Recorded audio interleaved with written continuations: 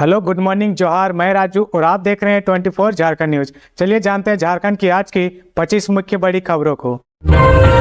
पारा शिक्षकों का राज्य सरकार को अल्टीमेटम, एक सप्ताह में मुख्यमंत्री से नहीं हुई बात तो उग्र आंदोलन की होगी घोषणा। राज्य के 60,000 से अधिक पारा शिक्षकों ने एक बार फिर राज्य सरकार को अल्टीमेटम दिया है। सीएम आवास घेराव कार्यक्रम के तहत मोहरावादी से सभी शिक्षक जुलूस की तरह निकले। उन्हें मोहरावादी टीओपी के पास रोक दिया गया। इसके बाद शिक्षकों ने उसी जगह सभा करना शुरू कर दिया। आंदोलन के इस स्वरूप को देखते हुए मुख्यमंत्री के प्रतिनिधि के तौर पर विनय कुमार चौबे ने शिष्टमंडल को वेतनमान के मुद्दे पर अगले सप्ताह मुख्यमंत्री से बात कराने का आश्वासन दिया। वहीं उन्होंने अनुकंपा के प्रावधान को शिथिल करने, ईपीएफ लागू करने, सीटेट को जेटेट का लाभ देने, केस वापसी जल्द करने, आकलन परीक्षा 100 अंकों का करने आदि समस्याओं के जल्द निदान का भरोसा दिलाया। इस दौरान शिष्टमंडल वेतनमान के मुद्दे पर अड़ा रहा।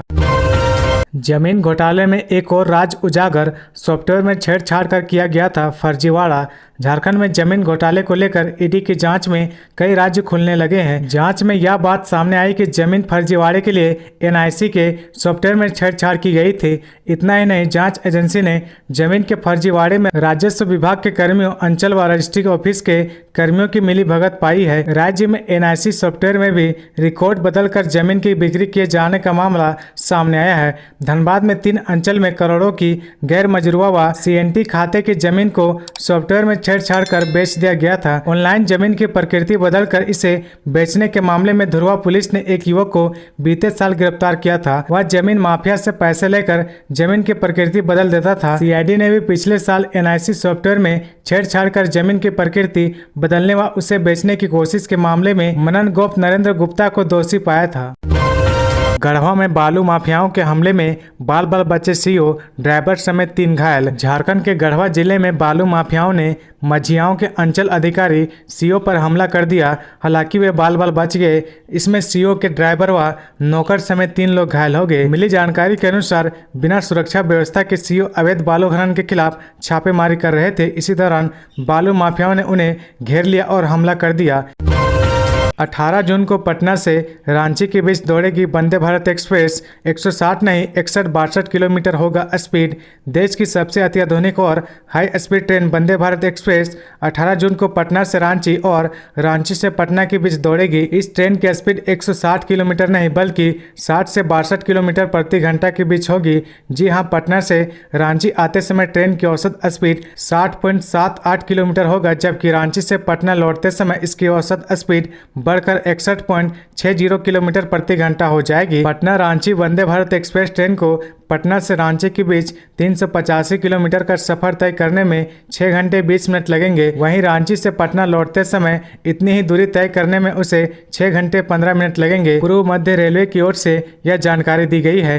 पुमरे ने कहा कि पटना से हटिया और हटिया से पटना के बीच यह वंदे भारत एक्सप्रेस ट्रेन का दूसरा ट्रायल रन होगा। आगे बढ़ने से पहले अगर अभी तक आपने इस चैनल को सब्सक्राइब नहीं किया तो प्लीज सब्सक्राइब कर ले, जिससे आपको झारखंड की हर छोटी से बड़ी खबर की अपडेट आप तक पहुंचता रहे। जहाज में छेद कर डुबाने का प्रयास करने के मामले में दाहू यादव समेत 11 पर नामजद प्राथमिकी दर्ज। रात भर चली छापेमारी। साहेबगंज में मालवाहक जहाज में सुराग कर डुबाने की कोशिश मामले में जमालपुर थाना क्षेत्र के मिल्कीगंज मुंगेर निवासी टुन्नी यादव के आवेदन पर साहेबगंज के मुसफिल थाना में प्राथमिकी दर्ज कर ली गई है।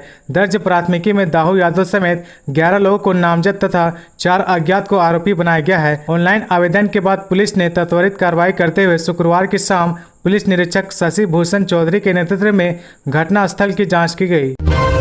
700 वोटर्स करेंगे पंजाबी हिंदू बिरादरी के नए अध्यक्ष का चुनाव। सुधीर उग्गल व मदन सेन कुजारा के बीच है टक्कर। पंजाबी हिंदू बिरादरी के अध्यक्ष पद के लिए 18 जून को होने वाले चुनाव की सारी तैयारियां पूरी कर ली गई है। 2 उम्मीदवार सुधीर उग्गल व मदन सेन कुजारा चुनाव मैदान में हैं। दोपहर 12 बजे से शाम 4 बजे तक मतदाता वोट डाल सकेंगे। इससे पहले सुबह 11 बजे से वार्षिक आम सभा होगी। चुनाव अधिकारी मुकुल तनेजा और सह संयोजक अरुण चावला ने बताया कि करीब 700 वोटर्स अपने मताधिकार का प्रयोग करेंगे। आम सभा और चुनाव लाला लाजपत राय पथ स्थित पंजाब भवन में आयोजित होंगे। वोटिंग के लिए बिरादरी द्वारा जारी वोटर आईडी, आधार, पैन कार्ड या ड्राइविंग लाइसेंस वैध होगा। बोकारो में ड्यूटी के दौरान सीआरपीएफ जवान की हार्ट अटैक से मौत। 4 महीने बाद होने वाले थे रिटायर्ड, गांव में पसरा मातम। बोकारो जिले के फुसरो में पदस्थापित सीआरपीएफ के सफाई कर्मचारी सुखदेव हरिजन की ड्यूटी के दौरान हार्ट अटैक आने से मौत हो गई। सीआरपीएफ अधिकारी शनिवार को मृतक सुखदेव हरिजन का शव लेकर पहुंचे। ठाकुर गंगटी थाना क्षेत्र के मोरडीहा गाँव निवासी सुखदेव हरिजन की शुक्रवार की रात मौत हो गई थी। सीआरपीएफ के सफाई कर्मी सुखदेव हरिजन का शव जैसे ही गाँव पहुंचा, लोगों की भीड़ उमड़ पड़ी। वहीं परिजनों का रो रो कर बुरा हाल हो गया। ग्रामीणों ने शोक संतप्त परिजनों को ढांढस बंधाया और सुखदेव हरिजन को श्रद्धांजलि दी। सुखदेव हरिजन सीआरपीएफ में सफाई कर्मी के तौर पर बोकारो के फुसरो में कार्यरत थे। पलामू में नक्सली कमांडर के ड्राइवर जुबेर अंसारी के घर एनआई की छापेमारी। राष्ट्रीय अन्वेषण अभिकरण एनआई की टीम ने झारखंड के पलामू में शनिवार की तड़के सुबह 4 बजे पिपराटांड़ थाना के लोहरसी गांव में नक्सली कमांडर के चालक जुबेर अंसारी के घर छापेमारी की। इस दौरान जुबेर अंसारी एनआई के हाथ नहीं लगा। उसके घर में हुई तलाशी के वक्त कोई आपत्तिजनक सामग्री भी बरामद नहीं हुई। इस छापेमारी में एनआई के हाथ जरूरी कागजात जरूर हाथ लगे हैं, इसमें पासबुक शामिल है। एनआई की टीम ने इन सामानों को अपने साथ ले गई है। 2 जंगली हाथियों का आतंक, आम बागान को किया बर्बाद, गांव में लगा कर्फ्यू। अनगढ़ा प्रखंड के विभिन्न क्षेत्रों में 2 जंगली हाथियों का आतंक जारी है। इसी क्रम में दोनों जंगली हाथियों ने शुक्रवार की सुबह 3 बजे के समीप कुच्चू के बड़िन बेड़ा निवासी किसान लखीराम बेदिया के 2 एकड़ में लगी आम बागान को तहस नहस कर दिया। जमकर तोड़फोड़ मचाया। आम बागान में लगे उन्नत किस्म के 50 पेड़ को तोड़कर बर्बाद कर दिया। सभी पेड़ में फल लगा हुआ था। साथ ही आम बागान की घेराबंदी को तोड़ दिया। 4 साल पहले लखीराम ने आम बागवानी लगाई थी। शहीद निर्मल महतो मेडिकल कॉलेज में एमबीबीएस की 100 सीटों पर होगा नामांकन। एसटी के लिए 26 सीटें आरक्षित। धनबाद के शहीद निर्मल महतो मेडिकल कॉलेज एवं अस्पताल में सत्र 2023-24 के लिए एमबीबीएस की 100 सीटों पर नामांकन के लिए प्रबंधन ने तैयारी शुरू कर दी है। मेडिकल काउंसिलिंग कमेटी के निर्देश के बाद मेडिकल कॉलेज प्रबंधन ने आरक्षण रोस्टर और सीटों की संख्या भेजी है।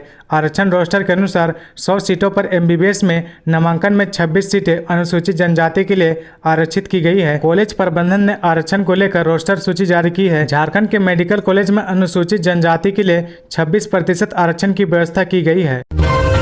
रघुवर दास ने किया रांची कैंसर हॉस्पिटल का दौरा। बोले, रघुवर सपना पूरा होते हुए देखना अच्छा लग रहा। 2019 में की थी रतन टाटा से अपील। झारखंड के पूर्व मुख्यमंत्री रघुवर दास ने रांची कैंसर हॉस्पिटल और अनुसंधान केंद्र का दौरा किया। उन्होंने कहा कि उनकी ड्रीम प्रोजेक्ट रहा है। उन्होंने याद किया कि कैसे रतन टाटा से उन्होंने कैंसर अस्पताल के लिए आग्रह किया था।